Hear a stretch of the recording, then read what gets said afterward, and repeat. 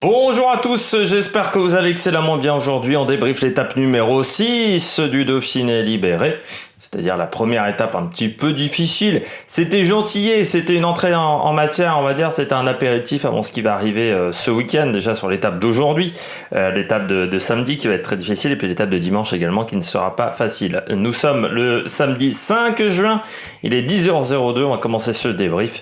N'hésitez pas à vous abonner à la chaîne, n'hésitez pas à réagir dans les commentaires, n'hésitez pas à mettre un pouce bleu, n'hésitez pas à partager la vidéo si vous pensez qu'elle peut intéresser votre entourage. Aujourd'hui, pas d'habillage parce qu'il est 10h et que je veux que la vidéo arrive avant 13h30, et forcément pour qu'on arrive avec des délais aussi courts, la mise en forme doit être un peu plus légère. Donc on va commencer tout de suite par le bilan des Bleus, même si j'ai bien aimé cette étape. Étape assez intéressante, le final était peut-être un peu décevant, c'est-à-dire qu'on aurait pu... Bon voilà, le col de Porte c'était sympa, les deux côtes suivantes derrière, qui étaient en fait quasiment un col de 9 km, c'était un peu moins passionnant. Du côté des Bleus, on peut mettre en plus déjà les deux Français qui sont encore là, qui ont fini dans le premier groupe. D'un côté Guillaume Martin, de l'autre côté David Gaudu. Belle montée pour les deux coureurs qui ont vraiment fini dans le bon peloton. C'est très bien de leur part. On a senti un David Gaudu assez tranquille. Je vais pas vous mentir, je l'ai trouvé vraiment bien. Guillaume Martin, je l'ai moins vu. Il finit 19e sur un groupe qui comptait 20 coureurs, donc il devait être un peu plus en difficulté. Mais David Gaudu, j'ai vraiment bien aimé parce qu'il avait l'air d'être tranquille. Ouais, il finit à côté de Richie Porte et de Nairo Quintana. Bon, lui de bien continuer aujourd'hui, parce que c'est aujourd'hui où il y aura vraiment des différences sur l'étape du jour. Mais David Gaudu allait en forme, pareil pour Guillaume Martin, ça a l'air d'être pas mal. Surtout, on pouvait avoir des doutes après sa chute. Alors le vrai test, ça sera aujourd'hui, mais déjà là sur l'apéritif, ça a plutôt bien marché. Du côté des coureurs plus-moins, vous savez, les coureurs qui ont passé une journée moyenne, moi je dirais c'est AG2R. AG2R avec Paré-Peintre et O'Connor. Et les deux qui perdent 13 et 23 secondes sur les hommes de tête. Alors, pourquoi journée plus-moins? Parce que, bon, ils perdent du temps sur une montée qui n'était pas très difficile.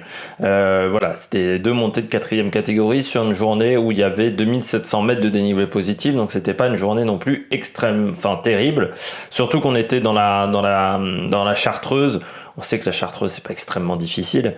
Ce sont des cols souvent qui n'ont pas énormément de pente.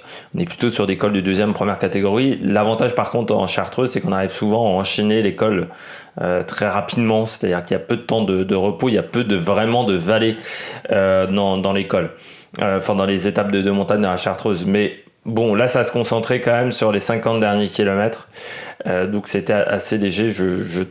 Au niveau du parcours, donc perdre du temps sur une étape comme ça, c'est un petit peu décevant.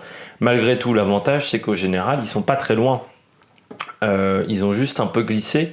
Mais Ben O'Connor est 13e à 56 secondes, c'est-à-dire qu'il est devant David Gaudu, et Paré-Peintre est 11e à 50 secondes. Donc là aussi, devant David Gaudu, c'est le premier Français, Aurélien Paré-Peintre, et devant Guillaume Martin. Donc au final, je dirais presque une journée sans... Enfin, c'est une mauvaise journée, mais qui n'a pas eu énormément d'incidence sur leur classement. Et ça, c'est plutôt bien de la part de ces coureurs. Donc vraiment très belle journée. Très belle journée. C'est une journée moyenne du côté d'AG2R, je vais y arriver à faire une phrase en français, mais au niveau du classement général, c'est plutôt toujours très intéressant pour cette équipe avec deux coureurs dans le top 15. On verra par contre si aujourd'hui ils arrivent à s'en sortir beaucoup mieux. On passe au bonnet d'âne du côté des Français, du côté des Bleus. Moi j'ai mis Quentin Paché. Je m'attendais à mieux aujourd'hui de coureurs du BNB Hotel. Quentin Paché, enfin hier, sur l'étape d'hier, sur cette étape numéro 6. Quentin Paché, il finit, que je retrouve, Maxime Chevalier, voilà, Quentin Paché, il finit 29e à 2 minutes 10. C'est beaucoup pour un coureur qui pourtant était sur une montée qui pouvait lui convenir. Il avait l'air pourtant plutôt bien sur le col de Porte. Puis en fait c'est dans la descente du col du Porte où je crois qu'il s'est fait un petit peu avoir. Il a dû faire un gros effort pour re-rentrer dans le peloton, et à partir de ce moment-là c'est un effort qui lui a coûté dans le final. C'est dommage parce que sur une étape comme ça, Quentin Paché avait de quoi faire, surtout quand on voit que Valverde s'impose sans trop de concurrence. On va dire à part Goguenard, je pense que Paché était totalement capable d'être dans le top 5 de cette étape. Mais le placement n'était pas très bon, et le placement a son importance sur ce type d'étape. Alors peut-être qu'il n'était pas très bien placé parce qu'il n'était pas au top de sa forme. Mais voilà, un petit peu déçu par Quentin Paché. C'était vraiment un type d'étape où normalement il est plutôt très performant, le français. Et ça aurait permis à BNB Hotel de se montrer parce que jusqu'à maintenant cette équipe est quand même assez discrète sur les épreuves World Tour auxquelles elle a participé. Je continue du côté des bonnets d'âne. Le deuxième, on va dire, c'est Valentin Madouas, mais c'est récurrent sur ce Dauphiné. Valentin Madouas qui n'est pas en forme, il a fini à 6,29 avec Kevin Geniet. C'est un petit peu inquiétant quand même parce que sur le Tour de France, David Gaudu aura besoin de lieutenant. Et c'est vrai que quand on regarde David Gaudu autour de lui, il n'y avait personne du côté de la Groupama FDJ. Il y avait Bruno Armirail, mais Bruno Armirail, même si c'est un bon coureur, ça reste quand même un coureur dans le style Kirienka, dans le style Castroviejo. Il va falloir que Madouas augmente son niveau pour aider David Gaudu, en sachant que sur le Tour de France, il faudra faire aussi avec le fait qu'il y aura des mares. Donc je pense que David Gaudu aura pas beaucoup de monde autour de lui, mais il faut que les mecs qui soient autour de lui soient performants. Alors Valentin Madouas, peut-être fera-t-il également la Vuelta cette année, parce que du côté de la Groupama, on avait peut-être pensé à Pinot, sauf que Pinot, on l'a pas revu depuis le Tour du Haut-Var, je crois. Je peux vérifier, mais moi je l'ai pas vu depuis ce moment-là. Est-ce qu'il a fait une autre course depuis ? Parce qu'on me demandait si Pinot allait revenir. Bah tiens, on va pouvoir regarder ça tout de suite. Du côté de Thibaut Pinot, hop, là je clique sur Control Cycling Stat. C'est le Tour du... Ah non, il a fait le Tour des Alpes. C'est vrai que j'avais oublié le Tour des Alpes. C'était tellement pas folichon que voilà, on l'a oublié. Ça fait quand même depuis le mois d'avril qu'il n'a pas couru. Ce qu'il fera à la Vuelta, Pinot, pas assuré.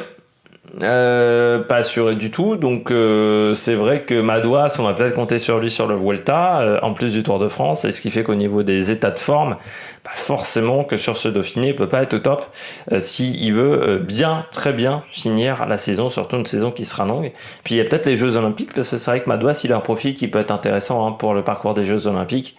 Le parcours des Jeux Olympiques, c'est vrai que Quentin Paché notamment, c'est des profils qui peuvent être intéressants sur la course du côté du Mont Fuji. Donc c'est pour ça qu'on peut être un petit peu déçu sur cette étape-là. On continue avec les coureurs top étrangers. Je commence avec Valverde. Vainqueur aujourd'hui Valverde, sans énormément de concurrence non plus, parce que vous n'aviez pas des Sagan, des Matthews qui auraient pu passer la côte, des Van Aert, des Van Der Poel. Je pense que Van Der Poel aurait été capable de passer cette difficulté. Et en même temps, du côté de Valverde, il y a un autre état d'esprit qu'en 2020 chez Movistar, c'est qu'on lui a fait confiance.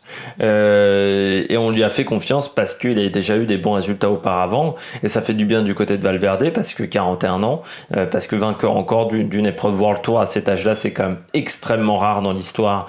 Il doit y avoir Chris Horner et Chris Horner. Valverde restera quand même assez intéressant au niveau de sa carrière, c'est sur la longévité. Même s'il y a des casseroles au cul pour Valverde, mais dans sa longévité, il est quand même assez extraordinaire à 41 ans d'être toujours là, dans une discipline qui est toujours très difficile, et puis surtout avoir toujours la foi, toujours l'envie de s'imposer sur ce type de course, c'est très intéressant. Il n'avait pas gagné depuis 13 ans sur le Dauphiné. C'est ce qu'a indiqué Alexandre Pasteur, donc c'est sacrément fort de sa part, parce qu'il a dû faire souvent le Tour de Suisse, Valverde, ces dernières années, ou soit il a fait aussi la route du Sud, Valverde. Donc intéressant de le voir aussi à performance à ce moment-là de l'année, et puis c'est très rassurant parce que on sait qu'il y aura le parcours des Jeux Olympiques. Valverde, il faudra s'en méfier sur les Jeux Olympiques. Le Tour de France, vous avez des étapes qui peuvent lui convenir, notamment Mur de Bretagne, notamment également l'arrivée au Creusot, un petit peu vallonné dans le final. Il y a, je crois, Carcassonne, c'est un petit peu vallonné, mais ça arrive sur du plat. Le Creusot, je crois que ça arrive en montée. Et puis il y a des étapes de montagne. Valverde, pourquoi pas pour aller chercher une dernière étape sur le Tour de France, ça pourrait être intéressant. Puis finir en chef-d'œuvre avec les Jeux Olympiques et la Vuelta, ça pourrait être pas mal pour Alejandro pour terminer sa carrière. Je continue avec Ben Hermans du côté d'Israël. On a bien compris du côté d'Israël que ça serait pas Froome le leader sur le Tour de France, même si je trouve quand même, alors déjà France Télé assez critique quand même hier, je trouve, avec Froome en disant il a un moins bon niveau que l'année dernière. Non, l'année dernière ça a avancé pas pour moi déjà pour Froome. Je trouve pas qu'il a un pire niveau que l'année dernière. Et pourtant, je suis quand même assez critique avec Chris Froome. Mais j'ai l'impression qu'il y a quand même du mieux chez Chris Froome. Aujourd'hui, sur une arrivée en montée, il ne perd que 2,43. Alors certes, c'était une arrivée en montée qui n'était pas très difficile, mais ça veut dire que ça a grimpé vite. On a une moyenne quand même d'étape à 43 km/h, parce que la première heure de course a été très très très très très animée. Donc du côté de Chris Froome, je trouve qu'il y a du mieux chez le coureur britannique. Et je pense qu'il a aussi pas mal travaillé pour Ben Hermans aujourd'hui. Alors Ben Hermans, c'est assez intéressant parce que c'est vrai que c'est un coureur qui a été recruté par Israël, qui a pas mal bourlingué ces dernières années. Ben Hermans, il a été chez Dimension non, pas chez Dimension Data, pardon, chez BMC. Non, il était déjà chez Israël, pardon, j'ai dit une connerie en plus. Mais il a pas mal bourlingué dans son début de carrière, plutôt. Top Sport, Radio Shack, BMC. Il est passé à chaque fois dans des grosses formations, mais on sent que cette année, on le met véritablement leader de cette équipe. Ce qui est assez intéressant, c'est qu'il a eu une saison 2020 où on l'a quand même pas vu du tout. J'ai pas souvenir d'avoir vu un bon résultat de Ben Hermans, je peux vérifier là. Je suis sur sa fiche Pro Cycling Stat 2020. Bah non. Il avait fait 9ème du Tour de Lombardie. Oui, mais il n'avait pas eu de grands résultats. J'ai l'impression quand même que du côté de Ben Hermans cette année ça va mieux. Coureur qui a 34 ans et qui n'est pas tout jeune non plus, c'est l'âge de Bokeh Mollema et autres. Mais pourquoi pas pour un top 10 dans cette formation, ça peut être intéressant un coureur comme ça. Après on sait qu'il est notamment très limité au niveau du contre-la-montre. Ça reste un bon grimpeur. Pourquoi pas pour aller chercher des victoires d'étape. On sait qu'Israël n'a toujours pas gagné sur le Tour de France, ça pourrait être intéressant. Pour un coureur qui est dans sa dernière année de contrat avec Israël, c'est vrai qu'à 34 ans, est-ce qu'il sera renouvelé ? C'est une grande question. Cet âge-là, certaines équipes peuvent parfois prendre beaucoup de temps avant de renouveler certains coureurs. C'est quand même un double vainqueur du Tour d'Autriche, vainqueur du Tour d'Oman en 2017, vainqueur du Tour de l'Utah en 2019. Donc c'est quand même un coureur qui n'est pas mauvais sur les courses. Après, peu de résultats sur les courses de 3 semaines. On est plutôt sur des grands résultats sur les courses d'une semaine à 10 jours. Je continue du côté des coureurs au top avec Van Wilder. Van Wilder, toujours bien classé au général. Ilan Van Wilder, hop, il est toujours 5ème. Ou hier, il fait 9ème. Même pas 9ème de l'étape, il fait... Van Wilder il fait 16ème de l'étape, mais moi qui avais des doutes peut-être sur ses capacités en côte, surtout dans des arrivées au sommet, ça a l'air d'être pas trop mal. Alors on verra aujourd'hui, la montée à la Plagne, ça sera un vrai test pour Van Wilder, mais bon, c'est un coureur qui est intéressant et pourquoi pas sur le Tour de France. Je rappelle, il est maillot blanc quand même de ce Dauphiné à 21 ans, c'est très très intéressant. On parle beaucoup de Remco Evenepoel. On peut parler également de Van Wilder, je le dis assez souvent, c'est déjà au moins la 3e fois que je pense que je le dis dans les débris, de parler de Van Wilder, parce qu'il est un petit peu dans l'ombre de Remco Evenepoel, peut-être parce qu'il communique moins, mais il est dans une équipe qui forme très très bien les jeunes. On sait que le team DSM, anciennement Sunweb, c'est peut-être la meilleure équipe pour débuter. C'est une équipe qui forme très très bien. Regardez avec Mark Hirschi, avec Warren Barguil, avec Dugan Golb, avec Kittel, qui sont passés dans cette équipe. Il y a quand même des générations de très bons coureurs qui ont eu des bons résultats à la Sunweb ou qui ont des bons résultats après, qui sont passés par cette formation. C'est une formation qui fait bon vivre, on a l'impression quand même chez DSM. Et du côté de Van Wilder, de l'équipe DSM, c'est surtout qu'il s'est quand même pas énormément foiré depuis le début de saison, je trouve. Enfin, moi sur les courses que j'ai vues, sur le Tour de Romandie, il y a une étape où il est moins bien. Il fait quand même 8ème du classement des jeunes du Tour du Pays Basque, 10ème de la semaine internationale copiée Bartali que j'avais vu en replay. Enfin, en replay, c'était les highlights que j'avais vus. Et il fait quand même 7ème de 2 étapes. Et il a quand même à son actif déjà 2 top 5 et plusieurs top 10 dans l'année. Donc c'est vraiment intéressant ce qu'il fait pour le moment, Van Wilder. On va voir ce que ça va donner. Très bon coureur de contre-la-montre. Pas mauvais en montagne. Donc ça commence à être très intéressant comme profil de coureur. L'année dernière, il avait déjà fait 20e du Tour de l'Algarve. 17e, pardon, du Tour de l'Algarve. Donc c'était pas mal aussi. Ouais, c'est un coureur qui est très intéressant. Van Wilder. On passe au flop rapidement parce que je vois que j'ai déjà 15 minutes de vidéo. Du côté des flops, j'ai mis McNulty, qui n'est pas au top de sa forme. Je pense qu'il est encore dans une phase, on pourrait dire en athlétisme d'affûtage, c'est-à-dire qu'il est encore en train de se préparer pour le Tour de France. On sait que ça sera un équipier important, je pense, dans l'équipe UAE, notamment pour Pogacar. C'est une équipe qui s'est bien renforcée pendant l'intersaison, et vous rajoutez des mecs comme McNulty dans cette formation, ça peut être intéressant. Puis j'ai mis Dylan Teuns, encore une fois décevant, le cours de la Bahreïn-Merida, mais de Bahreïn Victorious, c'est plus Bahreïn Merida depuis quelques années. Mais du côté de Dylan Teuns, j'ai pas trouvé le coureur incroyable.